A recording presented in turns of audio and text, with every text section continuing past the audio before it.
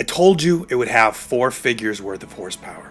I just assumed it would need electrification to get there. It, in fact, does not. Instead, we're dealing with the first ever factory turbocharged Corvette, and the numbers are truly wild. This is the 1,064 horsepower 2025 Corvette ZR1. Holy sh**.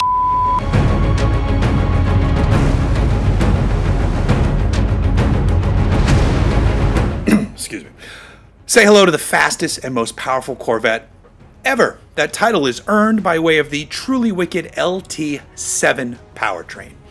Chevrolet engineers have taken the already awesome 5.7-liter flat plane crank V8 found in the Z07 and decided to bolt on a pair of turbochargers. This isn't merely a turbocharged LT6, however, as there's a whole lot more going on with this one. Per Chevy, the head castings have unique ports and a larger combustion chamber. The cam profile is optimized for forced induction, while the exhaust valves are ready for higher temperatures. Obviously, the intake system is different.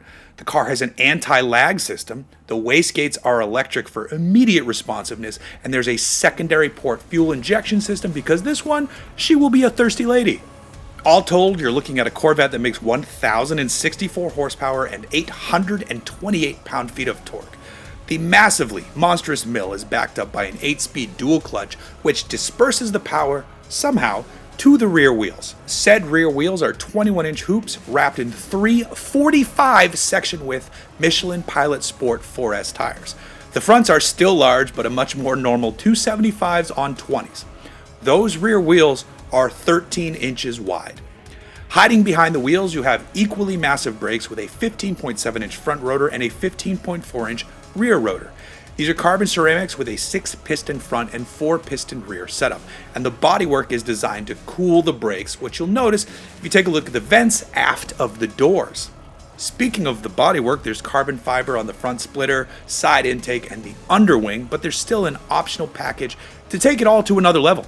It's called the ZTK Package, and it adds on the massive rear wing, front dive planes, a gurney lip on the nose, and underbody strakes.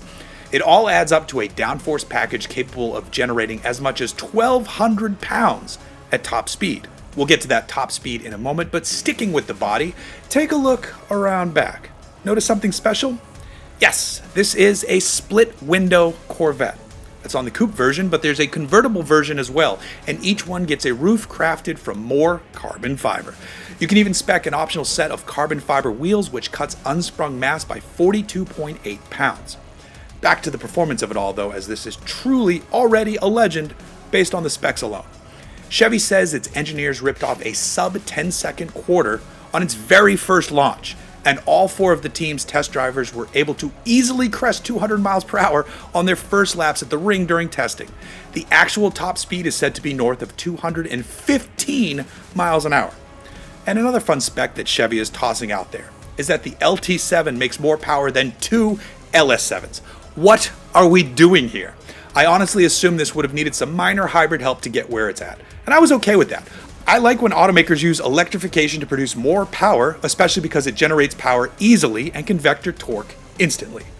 That said, electric motors and batteries add weight, so going with a pure monster turbocharged engine route is pretty awesome.